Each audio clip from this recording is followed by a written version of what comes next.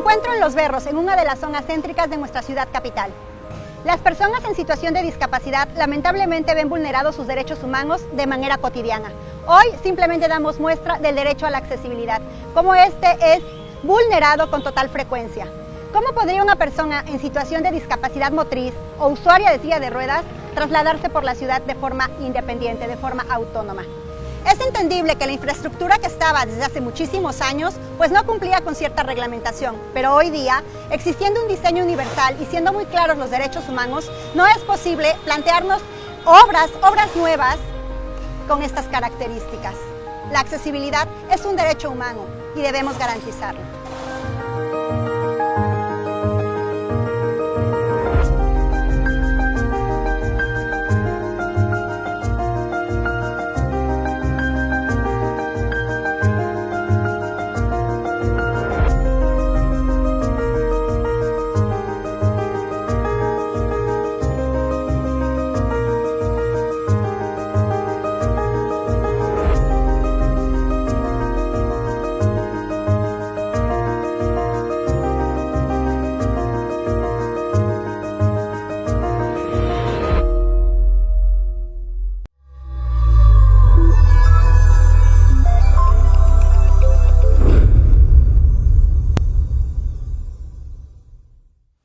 ¿Qué tal, queridas amigas y amigos? Me da muchísimo gusto saludarles como siempre.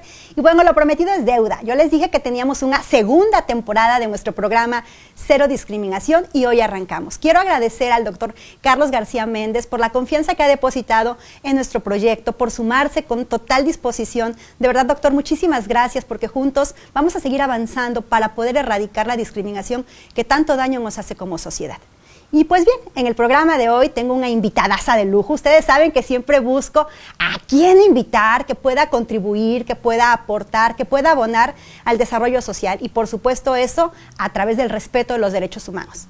Recordemos que la no discriminación es un derecho humano y por eso la importancia de trabajar, de abonar en el tema para que todas y todos podamos vivir plenamente todos nuestros derechos humanos. Pues bien, les recuerdo que nosotros vamos a estar muy atentas a todos sus comentarios, dudas, sugerencias. No duden en escribirnos, hacernos todos los comentarios que deseen. Estamos para tener mayor comunicación con ustedes. Esta es su casa, este es su espacio y me da muchísimo gusto poderlo compartir con ustedes. Pues bien, les presento a nuestra invitadaza del día. Ella es la maestra Zuli Cabrera Valerio, ella es directora del CAM, que está allá en Banderilla, ese CAM donde trabajan duro y tupido. Bueno, pues la directora aquí con nosotros. Zuli, bienvenida. Muchísimas gracias, buenos días a todos. Gracias, Cari, por esa presentación. Días, mi querida Zuli, a estas horas del día. Bueno, para arrancar así de lleno, ¿qué es la discriminación, Zuli? Ok, pues mira, antes que nada, de manera conceptual, la discriminación es el acto de denegar un derecho, cualquier derecho. No estamos hablando en este momento solo de personas con discapacidad.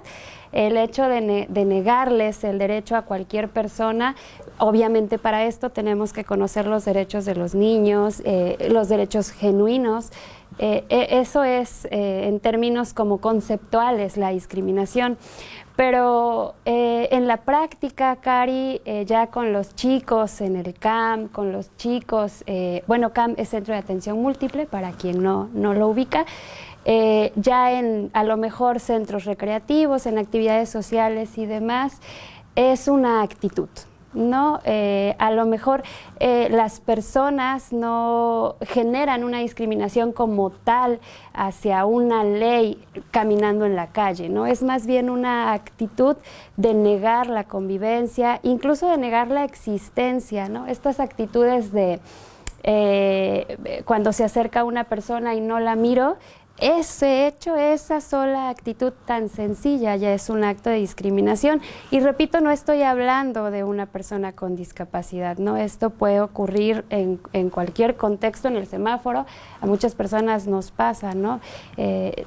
No nos quita nada dar una mirada, no nos quita nada dar un saludo, es más allá del concepto, es también una actitud que tiene sus causas, sobre todo en los valores familiares, ¿no? Puede haber muchas leyes, refiriéndome al concepto como te lo mencionaba al principio, puede haber muchas leyes que avalen el que una persona tenga el derecho a la educación, a la salud y demás, pero como tal a la convivencia cotidiana, a la convivencia ordinaria, es difícil reglamentarlo.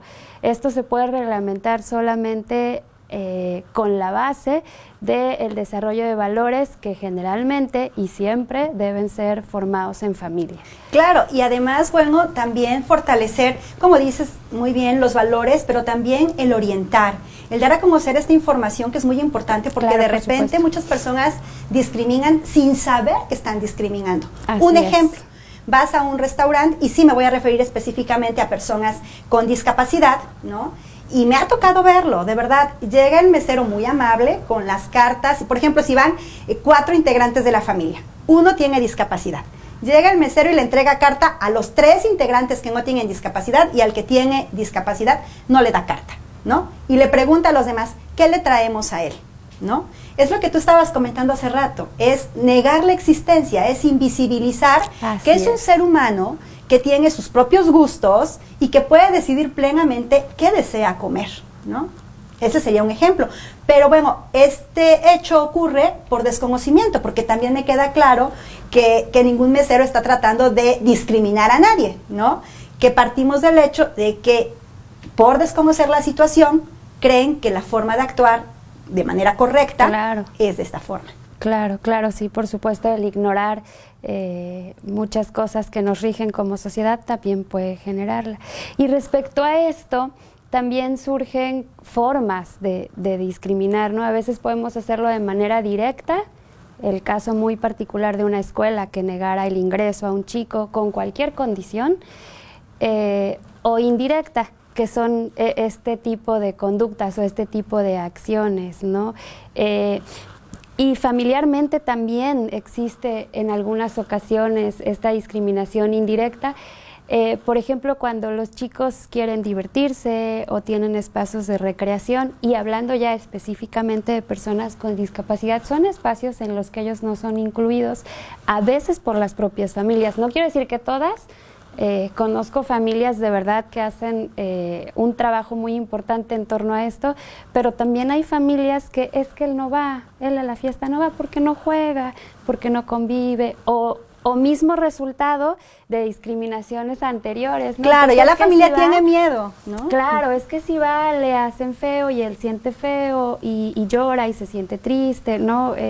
Puede ocurrir también. Sí, puede ocurrir que en este afán de proteger a tu hijo o hija con discapacidad, lo que haces es aislarlo, ¿no? Y finalmente, pues incurres en una discriminación.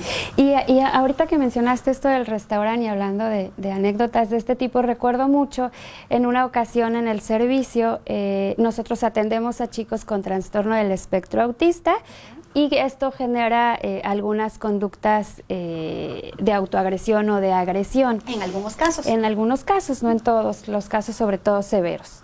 Y bueno, teníamos un chico con TEA severo y entonces llega temprano su mamá a dejarlo muy mal, súper alterada, muy molesta, muy enojada, porque les habíamos pedido que llevaran materiales, entonces lo pasaron a comprar de rápido temprano.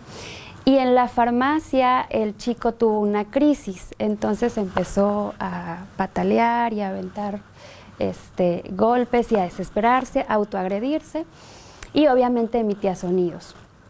Y una señora que estaba formada atrás de la mamá del chico con el chico le leyó la cartilla, ¿no? Es que usted no lo está educando, es que usted no pone límites, no le ha puesto reglas, es que debería de ser una mejor mamá. Obviamente, la señora desconocía todo el entorno por el que la familia ha pasado. Te apuesto, Cari, que si la señora conociera un poco acerca de esta discapacidad que genera el trastorno, pues obviamente su actitud hubiera sido diferente. Entonces, la ignorancia definitivamente también es un tema que genera discriminación.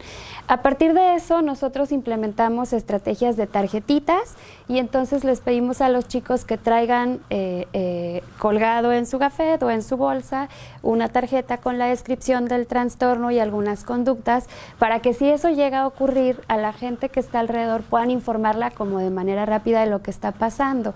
Porque también lo normal tiene mucho que ver en esto y es el culpable de que exista la discriminación. Estamos acostumbrados a lo normal, a lo de siempre y es nuestro modo de vivir. Entonces, siempre que hay algo diferente nos genera a veces como este mecanismo de defendernos porque no estamos acostumbrados, porque no estamos adaptados, además porque no sabemos cómo responder ni qué hacer. Y es que, ¿sabes qué? Yo creo que es terrible el tener que hablar hoy día de inclusión, porque definitivamente es el reflejo de que en algún momento excluimos. O sea, ¿quién nos dio el derecho? ¿Quién nos dio la autoridad para decir, tú eres regular y entonces vas para acá y tú tienes discapacidad y vas para allá? O sea, ¿qué onda con esto? O sea, si realmente todos somos seres humanos, el planeta es de todas y de todos, los derechos humanos son de todas y de todos, ¿por qué estas etiquetas que tanto dañan y tanto lastiman a la propia dignidad humana? La mejor lección respecto a eso me la dio mi hijo, tiene 10 años, y por fortuna en su escuela incluyen a chicos con alguna condición. Y entonces él siempre llega a contarme que su compañerito ya menciona el nombre de fulano, el día que mencionó su nombre él estaba súper feliz. Y entonces está muy cerca de este tema por mí y por su escuela. Y un día, entre tantos hablando de estos temas en ponencias y demás, me pregunta qué era la discapacidad intelectual. Entonces yo, tratando de darle ejemplos muy claros, le digo, como fulano, y voltea inmediatamente, o sea, con un tono de defensa. A ver, él no es una persona con discapacidad. Y entonces ahí dije, híjole, qué tremendo que nosotros mismos seamos quienes ponemos estas etiquetas de esa forma, ¿no? En el medio social, sobre todo. Y además, ¿no? ¿sabes qué? ¿Por qué dar esta connotación negativa a la discapacidad? O sea, así es. ¿Hay una deficiencia? Sí, hay una deficiencia, pero ¿por qué una connotación negativa? Así es. ¿No? Entonces, así es. Sí creo que tenemos que ir cambiando ese chip. Exacto. Y entonces cuando ese pensamiento se pase a positivo, no la vamos a mirar, ¿no? Como ellos, sus compañeros saben que él trabaja de maneras diferentes, que sus metas son distintas, que sus ejercicios son diferentes, pero exactamente no le dan esa connotación negativa. Ellos solo lo ven como alguien que necesita trabajar de distintas maneras, pero para ellos no es diferente. Él en su persona, ¿no? Él como compañero, él como amigo, tiene el mismo valor. Para mi hijo incluso un poco más que otros chicos, porque lo quiere mucho, se aprecian mucho, van juntos en el mismo año desde hace tiempo. Ahora que los separaron fue tremendo para los dos, pero porque personalmente han desarrollado esa amistad, ¿no? No ha habido como algo externo que señale el no te acerques o el no te lleves o el... Nadie se los ha señalado, y eso es muy padre. Cuando esos contextos crezcan hacia el exterior, pues entonces no la miraremos y a lo mejor la inclusión ya ni siquiera sea necesaria como tal en el término de ser inclusivos, ¿no? Claro, ya sea algo natural. Que podamos irnos quitando tantas etiquetas y tantas ideas preconcebidas que tanto limitan. Yo recuerdo también en una ocasión llegó a IMIDI una señora a pedir atención en el área de lenguaje para su hija. Su hija tiene un trastorno del lenguaje sin estar asociado a ninguna discapacidad, ¿no? Y entonces, bueno, pues ya le di la bienvenida en IMIDI, que nos daba mucho gusto recibirla, que con todo gusto íbamos a poner a su disposición pues el equipo de especialistas que tenemos en el área, ¿no? Y entonces de repente comienza a ver fotos de chavos con síndrome de Down, ¿no? De nuestros alumnos, ¿no? Y me dice, ay, pero ¿a poco aquí hay personas con síndrome de Down? Digo, sí, claro, tenemos a nuestros alumnos fotógrafos, a los pintores. Y me dice, ay, es que sabe, mi hija les tiene muchísimo miedo, porque una vez fuimos a un centro y un niño estaba ahí pegando. Entonces, como son tan agresivos, les tiene miedo. Dije, ay, momento, o sea, no son agresivos, ¿no? Como cualquier otro ser humano en el mundo, dependemos en gran medida de nuestra educación y de nuestro contexto, ¿no? Entonces, yo le puedo asegurar que ninguna de nuestras alumnas y ninguno de nuestros alumnos es agresivo. O sea, esto que me está diciendo me sorprende. O sea, no es lo que yo conozco, ¿no? Claro. No son las personas con las que yo trato todo el día, ¿no? Y entonces, bueno, ya se dio la oportunidad de comenzar a conocerlos y ya terminó de cuata de ellos, ¿no?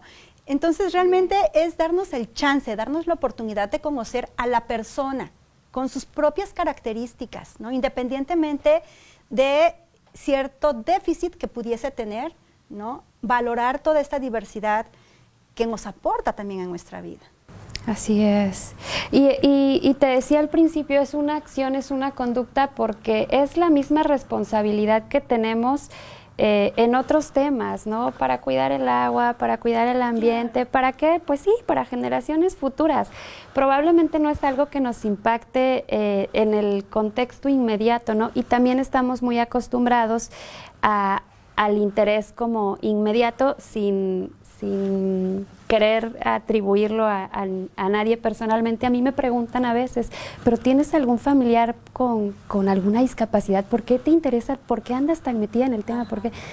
Es una responsabilidad. A lo mejor en mí se dio de manera como más natural, pero es la responsabilidad que todos los seres humanos tenemos en ese tema como en muchos otros, ¿no? Aquí lo importante es hacerlo consciente y bueno, tener a la mano también información de cómo responder, ¿no? Hay personas, yo he visto en la calle que intentan ayudar a una persona ciega a atravesar una calle. Y ni le preguntan. Y se lo jalan y el otro ayuda. Sí, no es sí, amable, sí. Gracias, ¿no? Pero es como el acto normal de ayudar a una señora a subir sus cajas del súper a la cajuela, ¿no? Te acercas y le preguntas, ¿la puedo ayudar? Y entonces si la señora te dice que sí, la ayudas, y si te dice que no, pues te vas de la misma forma, ¿no? A lo mejor hay otras cuestiones más específicas como esta parte de la autoagresión, de la agresión, a lo mejor un poco más específicas son el uso de la lengua de señas, que ya generan como otra formación, ¿no? De dedicarle más tiempo y demás, pero en la cotidianidad también es un poco de sentido común, mucho de información. En la plática que tuvimos hace unas semanas les mostraba el recorrido de la discapacidad porque la cultura, como lo mencionaste hace un momento, también tiene mucho que ver. Anteriormente eran personas que imperaban el sacrificio por lo que en sí mismas significaban y esa era la cultura de hace años, ¿no? Entonces, tenemos que ir como evolucionando y comenzar a reconocernos como seres humanos con las necesidades propias de todos los seres humanos en las diferentes etapas de la vida. Así Fíjate que en esta búsqueda de la autonomía nos hemos encontrado nosotros desde diferentes experiencias con una sobreprotección de repente del ambiente, ¿no?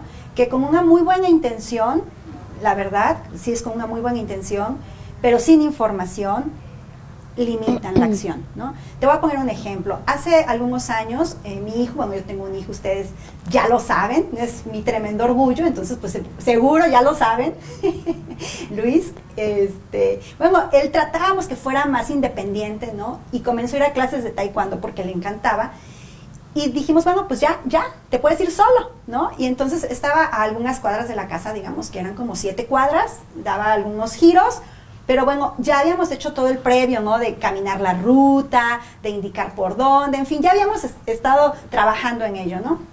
Cuando por fin se da el momento, ¿no? Y ahí va Luis. No, qué barbaridad. O sea, no lograba avanzar, porque iba un poquito y me lo regresaba una vecina de por allá. Mi vida. Lo encontramos solo en la calle y lo venimos a dejar. Muchas gracias. Empieza solo, ¿no?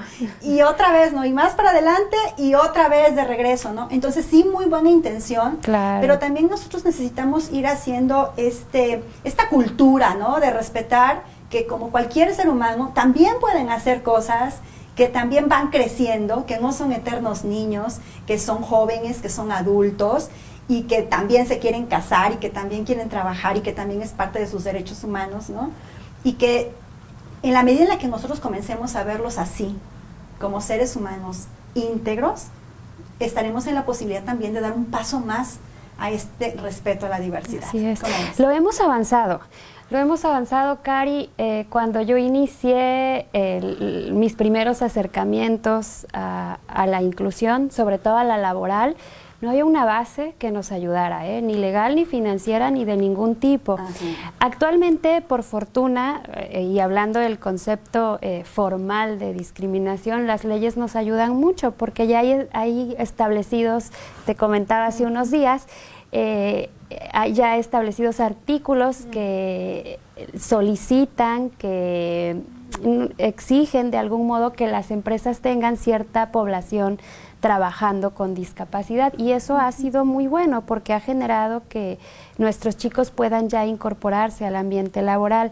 Sin embargo, no lo es todo, insisto, ¿no? Claro. Porque la empresa puede incluirlos, puede darles la chamba, el salario, la protección, la seguridad social y demás, pero también hay un equipo de trabajo que está en la convivencia diaria con los chicos y que es lo que más pega en su cotidianidad, ¿no? En su autoestima, en su autoconcepto y demás. Entonces, sí, y que además, Uli, creo que no podemos ver las cosas de manera aislada.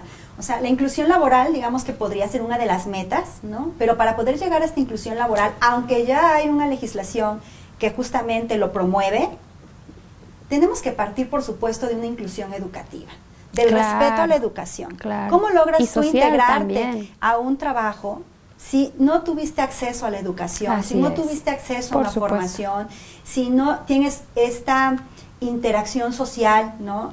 Si no te desplazas por la calle, por la ciudad, en taxi, en camión, caminando, si te regresan a tu casa, ¿no? Y no te permiten llegar a tu trabajo, en fin, o sea, realmente el poder vivenciar, ¿no? Realmente los derechos humanos, pues es una gama de acciones las que dan pie o no a esto, ¿no? Si hemos avanzado, por supuesto que sí, pero creo que todavía podríamos ir como que un poquito más rápido. De repente yo observo que las necesidades hoy día de las personas en situación de discapacidad al 100% no están cubiertas. No están cubiertas, ¿no? Y entonces sí, estoy consciente de que es un proceso, pero este proceso para quienes hoy están aquí requieren que se acelere. Porque no se pueden esperar 30, 40, 50 años a que la escuela ya tenga las condiciones, a que los maestros tengan esta actualización, a que los maestros tengan este compromiso, esta disposición, esta vocación, en fin, para que esto se dé. O sea, de verdad, sí considero que hay avances, sí reconozco que hay docentes comprometidos, sí reconozco que hay maestros que se actualizan, que le echan ganas, ¿no? Que van innovando, que generan ambientes inclusivos, ¿no? Porque realmente no es únicamente, y tú lo sabes bien, que la metodología sea la adecuada, que el ambiente sea el adecuado, que haya respeto entre los compañeros, ¿no? Entonces creo que sí todavía hay mucho que trabajar y que efectivamente nos corresponde a todas y a todos, desde la trinchera en la que estamos. Claro, y es difícil, Cari. Ahorita que lo mencionabas, yo me pensaba mucho en la escuela de mi hijo, y se vieron involucrados él, su amigo, el que les comentaba hace un rato, y otro chico más en una travesura dentro de la escuela.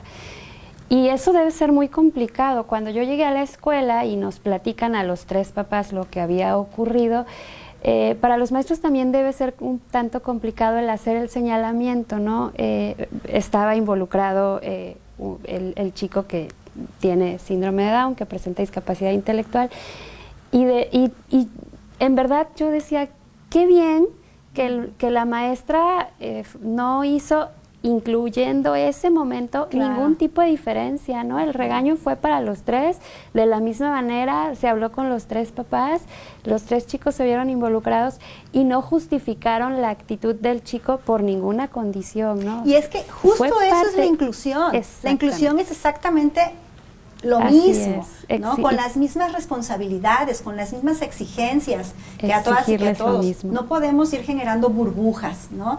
En donde tú, porque tienes cierto déficit, entonces puedes hacer y deshacer todo lo que se te ocurra. Pues no es cierto. Y es ahí donde hablo que debe ser difícil y debe el maestro estar muy informado, estar también muy consciente de las situaciones que una palabra, que un gesto, que una estrategia de trabajo puede generar en la autoestima, en el autoconcepto y en el desarrollo integral de cualquier chico, ¿no? Porque si los maestros van como sumando ideas a esta connotación negativa acerca de la discapacidad, obviamente los chicos crecen con ese concepto y a lo mejor a los 13 o 14 años que se vuelvan a topar con alguna situación similar es donde se ve reflejado y ya ni recuerdan por qué, pero ya está ahí totalmente introyectada la idea de que una persona con discapacidad es diferente.